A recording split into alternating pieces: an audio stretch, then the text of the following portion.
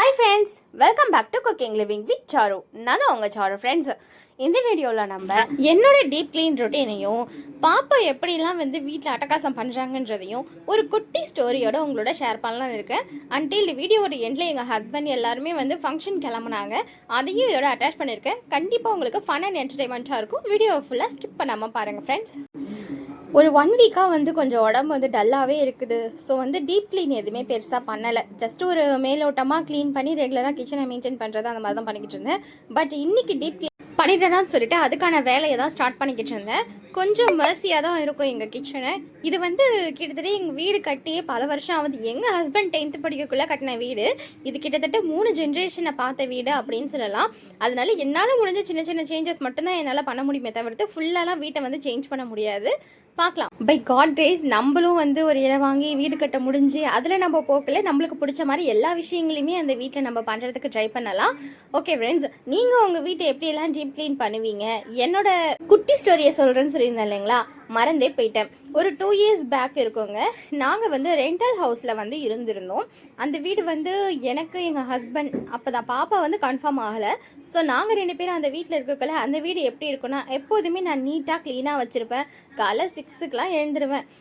சமையல் வேலையுமே நம்மளுக்கு எப்படின்னா 3 வேளை பிரித்து செய்கிற மாதிரி தான் இருக்கும். ஹஸ்பண்ட் ஆஃபீஸ் ஒரு 5 minutesல அப்படின்றதுனால நான் பொறுமையாக எழுந்து பிரேக்ஃபாஸ்ட் பண்ணலாம் அந்த மாதிரி தான் இருந்துச்சு. ஆனாலுமே சீக்கிரமாக காலை நம்ம லைஃப்பில் ஒரு தனி வீடு தனியாக நம்ம ஹஸ்பண்ட் அண்ட் ஒய்ஃபாக ஒரு ஃபேமிலி லேர்ன் பண்ணுறோம் அப்படின்றது ஒரு பெரிய விஷயம் இல்லைங்களா. ஒன் ஃபைன் டே பாப்பா கன்ஃபார்ம் ஆகுறாங்க. அப்பத்துலேருந்து ஆரம்பிச்சது என்னுடைய சிக்னஸ். அவங்க கன்ஃபார்ம் ஆனதுலேருந்து நம்மளால் ஒரு 5 monthக்கு எந்த ஒர்க்குமே பெருசாக பண்ண முடியல. ரொம்ப சோர்ந்து படுக்கிறது, வீட்டில் சமையல் கூட செய்ய முடியாது, மயக்கமாக இருக்கும். யார் செஞ்ச புண்ணியமோ தெரியல. எங்கள் பக்கத்து வீட்டில் 2 எல்டர்ஸ் இருந்தாங்க. அவங்க நான் அம்மான்னு தான் கூப்பிடுவேன். அப்புறம் எங்கள் ஹவுஸ் ஓனர் சொல்லிட்டு அவங்க இருக்காங்க. இவங்கெல்லாம் சீரியஸாக சொல்கிறேன், இவங்கெல்லாம் ஏன் எனக்கு இதை பண்ணாங்கன்னு இப்போ வரைக்குமே எனக்கு தெரியல. எவ்ரிடே எனக்கு சாப்பாடு ஒரு கேரியரில் வீட்டுக்கு வந்துடும். என் கூட ஒரு 1/2 hour ஆகுது அவங்க உட்காந்து பேசிட்டு சாப்பாடெல்லாம் கொடுத்துட்டு சாப்பிடுமா அப்படின்னு சொல்லிட்டு போவாங்க. அவங்க உண்மையுமே எனக்கு அந்த டைமில் அவங்க அவ்வளோ ஹெல்ப் பண்ணாங்க. சீரியஸாக நம்மளுக்கு ஒருத்தவங்க செய்வாங்க தான், என்னைக்காவது ஒரு நாள் சமைச்சு கொடுப்பாங்க அப்படின்றது வேற. பட் அவங்க எவ்ரிடே எனக்கு ஒரு மந்த் ஃபுல்லாகவே அவங்க அவங்களால முடிஞ்ச ஃபுட்டை எனக்கு அவங்க ப்ரொவைட் பண்ணாங்க அப்படின்றது ரொம்ப பெரிய விஷயமா எனக்கு அன்றைக்கி இருந்துச்சு. நம்ம அம்மா அப்பா பண்ண புண்ணியமோ யார் பண்ண புண்ணியமோ தெரியல, நம்மளுக்கு இப்படி செய்கிறது. ஏன்னா ப்ரெக்னென்சியில் எங்கள் அம்மாவெலாம் நான் ரொம்ப மிஸ் பண்ணிக்கிட்டு இருந்தேன். எனக்கு சுத்தமாக நிற்கவே தெம்பு இருக்காது. ஹஸ்பண்ட் முடிஞ்ச அளவுக்கு அவரால் முடிஞ்சதை செஞ்சு வச்சுட்டு போயிடுவாங்க. குழம்புலாம் வச்சுருவாங்க. சாதம் வடிக்கிறதுக்கு கூட எனக்கு தெம்பு இருக்காது. ரொம்ப வாமிட், மயக்கம். அது நான் ஏற்கனவே என் ப்ரெக்னன்சியோட வீடியோ ஷேர் பண்ணியிருப்பேன், நீங்கள் கூட செக் பண்ணி பாருங்கள். இப்படி இருக்கவும் அவங்க பண்ண இந்த ஹெல்ப் அப்படின்றது அது ஹெல்ப்பே கிடையாது, அதுக்கும் மேலே ஒரு விஷயந்தான் நம்ம சொல்லலாம். ஸோ நம்ம எங்கே இருந்தாலுமே நம்மளை சுற்றி இருக்கவங்களோட ஒரு நல்ல அண்டர்ஸ்டாண்டிங் அண்ட் புரிதலோடு நம்ம எப்போதுமே இருந்தால் நம்ம எங்கே இருந்தாலுமே நம்மளுக்கான ஒரு ஹெல்ப் அப்படின்றது கண்டிப்பாக கிடைக்கும். நம்ம பக்கத்தில் இருக்கிறாங்க, அவங்களோட பேச வேண்டாம், அந்த மாதிரி மைண்ட் செட் இருந்தால் அதை கொஞ்சமாக சேஞ்ச் பண்ணிக்கோங்க. உங்கள் நெய்பர்ஸ் கூடயே நீங்கள் ஒரு ஃப்ரெண்ட்லியான ரிலேஷன்ஷிப்பை வளர்த்து வச்சுக்கோங்க. அது கண்டிப்பாக உங்களுக்கும் அவங்களுக்கு ஹெல்ப்ஃபுல்லாக இருக்கும். இந்த மாதிரி உங்களோட நெய்பர், உங்கள் நெய்பர்ன்றதையும் தாண்டி ஒரு ஃப்ரெண்ட், ரிலேட்டிவ் அந்த ஒரு ஸ்டேஜுக்கு போயிருக்கிறாங்களான்னு சொல்லிட்டு எனக்கு கண்டிப்பாக ஷேர் பண்ணிக்கோங்க. நான் இந்த வீடியோவில் கேரிவேட் பண்ணியிருக்கேன் இல்லையா, இந்த ட்ரெஸ்ஸு ஒரு சம்மந்தமாக ஒருத்தவங்க என்கிட்ட சொன்ன ஒரு விஷயத்தை உங்களோட ஷேர் பண்ணிக்கலாமா? எஸ். என்னம்மா இன்றைக்கி போய் இந்த ட்ரெஸ் நீ போட்டிருக்கியே, பொம்பளை பிள்ளையாக இருக்கிற இந்த ட்ரெஸ் நீ போடலாமா அப்படின்னு என்னை பார்த்து ஒருத்தவங்க கேட்டாங்க. அவங்க கேட்டது சரியா தப்பா அப்படின்னு சொல்லிட்டு நீங்கள் என்னோட கமெண்ட்டில் ஷேர் பண்ணிக்கோங்க.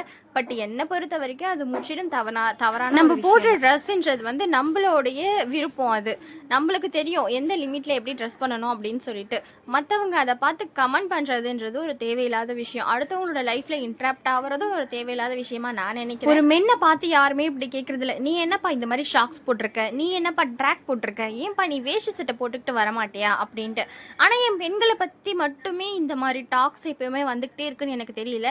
ஃப்ரைடேவாக இருந்தால் என்ன, சாட்டர்டே சண்டே என்ன டேவாக இருந்தால் என்ன, கடவுள் எல்லாரையுமே ஒன்றா தானே பார்க்குறாரு. அவருக்கு எல்லாருமே ஒன்று தானே, நம்ம ஏன் இப்படி வேறுபாடு பார்க்குறோம்? இந்த மாதிரி உங்களோட ட்ரெஸ்ஸை வச்சு உங்களை எடை போடுறவங்க கிட்ட நீங்கள் கொஞ்சம் தள்ளி இருக்கிறது உங்களுக்கு ரொம்பவே சேஃப் தான். எத்தனை பேர் வீடியோ பார்த்துக்கிட்டே என் கூட சேர்ந்து க்ளீன் பண்ணணும்னு நினச்சிங்க? அப்படி இல்லைனா ஓகேப்பா நம்ம வீட்டையும் நம்ம கொஞ்சம் க்ளீன் பண்ணுவோன்ற முடிவு யாரெல்லாம் எடுத்தீங்கன்னு கமெண்ட் பண்ணுங்கள். டைம் கிடைக்குதுன்னா நான் அப்பப்போ க்ளீன் பண்ணிடுவேங்க. ஆனால் சில நாட்கள் வந்து டைமே கிடைக்காது. குழந்தையோட ரொட்டீன் வந்து அப்பப்போ மாறிக்கிட்டே இருக்கும் இல்லையா? அதனால ஒரு வாரம் ஃபுல்லாக க்ளீனே சரியாக பண்ண முடியாத டைம் வரும். அப்போ இந்த மாதிரி டீப் க்ளீனாக இறங்கிடுவேன். நாங்கள் இப்போ எங்கே போய்கிட்டு இருக்கோம்னா, எங்கள் வீட்டுக்கு எகுத்தாப்புல மாடு இருந்துச்சு பார்த்தீங்களா? அது இவங்களோட மாடு தான். இங்கே வந்து ஒரு மாட்டு பால் வந்து எங்களுக்கு கிடைக்கும். நான் பாப்பாவுக்கு வந்து ஆரம்பத்துலேருந்து இந்த அக்கா கிட்ட தான் பால் வாங்கிட்டு இருக்கேன். இவங்க கிட்ட இருந்து உழைப்பை கண்டிப்பாக கற்றுக்கணுங்க எல்லாரும். அந்த அளவுக்கு உழைப்பாளி இவங்க. இவங்க வந்து லோஷிதாவோடைய ஒன் ஆஃப் த அத்தை. இவங்க அடிக்கவும் செய்வாங்க, கொஞ்சமும் செய்வாங்க பாப்பாவை. தாத்தா வந்தாருன்னு சொல்லிட்டு அவங்களோட வண்டியில் ஏறி மேடம் ஜாலியாக ஊர் சுத்த கிளம்பிட்டாங்க. மாடியில் துணியெல்லாம் காய போட்டிருந்தேன், ஈவினிங் ஆயிடுச்சுன்னு சொல்லிட்டு அதெல்லாம் கலெக்ட் பண்ணலாம் அப்படின்னு சொல்லிட்டு மாடிக்கு போயாச்சு. தாத்தாவும் பேத்தியும் ஜாலியாக ஊர் சுற்றிட்டு அதுக்கப்புறம் மேலேயும் வந்துட்டாங்க. அவங்க வரதுக்குள்ளே நான் ஒன்று ஒன்றா எடுத்து வச்சுட்டு இருந்தேன். அந்த சன்செட் எப்படி இருக்குது பாருங்களா, அந்த மேகம் எல்லாம் அப்போ அவ்வளோ அழகாக இருந்துச்சு. சம்டைம்ஸ் இந்த மாதிரி மாடியில் வந்து எதுவுமே யோசிக்காமல் ஒரு பிளாங்க் மைண்டடாக வேடிக்கை மட்டுமே பார்க்கணும் அப்படின்ற மாதிரி ஒரு 5 நிமிஷம் நின்றுடுவேன்.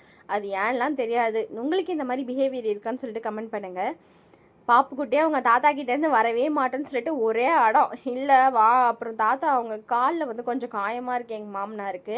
அதனால் அவரு வந்து பாப்பா தூக்கிட்டு படிக்கட்டு இறங்க வேணான்னு சொல்லிட்டு நானே கையோட மேடத்தை தூக்கிட்டு போயிட்டேன். ஊறப்பட்ட துணிங்க கிட்டத்தட்ட 2 பேஸ்கெட் அளவுக்கு துணி மடிக்கிற வேலைலாம் இருந்துச்சு. நம்ம வந்து எத்தனை தடவை தான் துணி மடித்து வச்சாலுமே அது களைஞ்சும் வேற போயிடுது. துவைக்கிற துணி பத்தாததுக்கு ரேக்கில் இருக்கிற துணியெல்லாம் மறுபடியும் அடுக்கி வைக்க வேண்டியதாக இருக்குது. இது துவைக்காத துணி ஹஸ்பண்ட்ஸோட இதெல்லாம் இருந்துச்சா, சரி அதையும் சொல்லி ஒரு டப்பாவில் எடுத்து பேக் பண்ணி வச்சுட்டேன். மேடத்தோட துணியெல்லாம் ஒன்று ஒன்றா மடித்து வச்சுக்கிட்டு இருந்தேன். நீங்கள் இந்த மாதிரி உங்களோட வீட்டு வேலைகளை வந்து எந்த அளவுக்கு வந்து ப்ரையாரிட்டியாக எடுத்துக்கிட்டு செய்வீங்க? உங்களுக்கு எதாவது ஹெல்ப் கிடைக்குமா, இல்லை நீங்கள் மட்டும் தான் செய்வீங்களா அப்படின்னு சொல்லிட்டு எனக்கு கமெண்ட் பண்ணுங்கள். உங்களுக்கு இந்த மாதிரி வீட்டு வேலை செய்கிறது இந்த மாதிரிலாம் பிடிக்குமா, இன்ட்ரெஸ்ட் எடுத்து செய்வீங்களான்னு சொல்லிட்டு கமெண்ட் பண்ணுங்கள். ஏன்னா ஒரு சில பேருக்கு வந்து இது ரொம்ப இன்ட்ரெஸ்டடாகவே செய்வாங்க இல்லையா? அன்டில்டு யாரெல்லாம் பாட்டு கேட்டுக்கிட்டே வேலை செய்கிற பழக்கம் வச்சுருக்கிறீங்க? ஏன்னா எனக்கு வந்து ரொம்ப ஒரு நேரம் ஸ்ட்ரெஸ்ஸாக இருக்கும்போது அந்த பாட்டை வச்சுக்கிட்டே வேலை செய்யக்குள்ள அந்த ஸ்ட்ரெஸ்ஸும் ரிலீஃப் ஆன மாதிரி இருக்கும், வேலையும் சட்டன்னு முடிஞ்ச மாதிரி இருக்கும். அது எனக்கு ரொம்பவும் பிடிச்சமான ஒரு ஹேபிட்டு. யாருக்கெல்லாம் ஜிவியோட சாங் பிடிக்கும் அப்படின்னு சொல்லிட்டு கமெண்ட் பண்ணுங்கள். அதில் லவ் இருக்குது. அப்பா ஜிவி சாங்ஸ் எனக்கு பிடிக்கும். ஜிவியோட ஃபேனெல்லாம் அசம்பிள் ஆகுங்கப்பா. எங்கள் அண்ணன் என்னமோ ஃபர்ஸ்ட் டைம் கேமரா முன்னாடி வர மாதிரி பயந்து அடிச்சுட்டு ஓடுறாரு. அதுக்கப்புறம் கேஷுவல் ஆகிட்டாரு. இவங்க 3 பேரும் இப்போ சேர்ந்து பாண்டிக்கு வந்து ஃபங்க்ஷன் போகிறாங்க. அது என்னை விட்டுட்டு. சரி எங்கடா போங்க, இவ்வளோ வேலை செஞ்சதுக்கு எனக்கு ஃபஸ்ட்டு ரெஸ்ட்டு வேணும், கிச்சனுக்கும் லீவு வேணும் எனக்கு அப்படின்னு சொல்லிட்டு துரத்தி விட்றதுல இருந்தேன் நான். மேடம் வந்து ட்ரெஸ்ஸே போட மாட்டேன்னு ஒரே ஆடம். அவங்க மாமாவை வந்து கொஞ்சம் பிடிக்க சொன்னது தான். அவர் மடியில் உட்கார வச்சுக்கிட்டாரு. அதுக்கப்புறம் மேடத்துக்கு ட்ரெஸ் போட்டு விட்டுட்டு கிளப்பி விட்டுக்கிட்டு இருந்தேன்.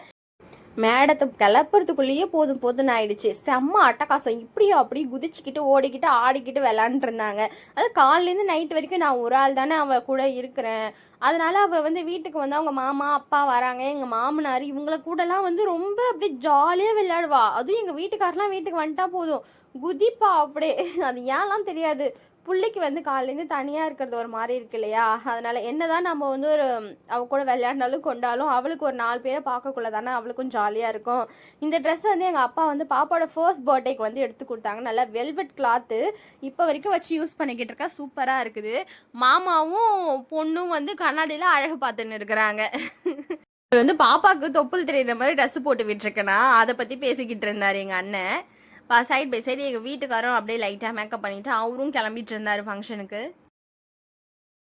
நீங்கள் கப்பல்ஸ் தானே மேட்சிங் அவுட்ஃபிட்டில் போகிறத பார்த்துருப்பீங்க. இங்கே எங்கள் அண்ணனும் எங்கள் வீட்டுக்காரும் எப்போ பாரு ஒரே கலரில் ட்ரெஸ் போட்டு போவாங்க எங்கே போகணுன்னாலும்.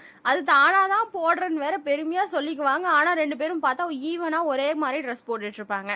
எங்கள் ஹஸ்பண்ட் வந்து பாப்பாவுக்கு வந்து ஷூ போட்டு விட்டுக்கிட்டு இருந்தாங்க. மேடத்துக்கு ஒரே ஜாலி. பைக்கில் போகிறோமா வெளில போகிறோமா அப்படின்னு சொல்லிட்டு ஒரே குஷி. எங்கள் வீட்டுக்கார் வந்து அவளுக்கு மேட்சிங்காக இருக்கணும்னு சொல்லிட்டு ஷூவெல்லாம் போட்டு விட்டுருக்காரு.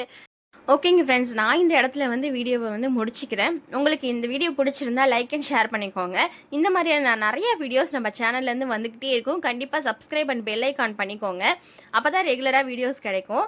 அன்டில் இப்போ வந்து நம்ம ஸ்டார்டிங் ஸ்டேஜில் இருக்கோம். எதுவும் உங்களுக்கு தேவை இல்லைன்னு சொல்லிட்டு எனக்கு தெரியல, அனலைஸ் ஆகுது. கொஞ்சம் டைம் கொடுங்க.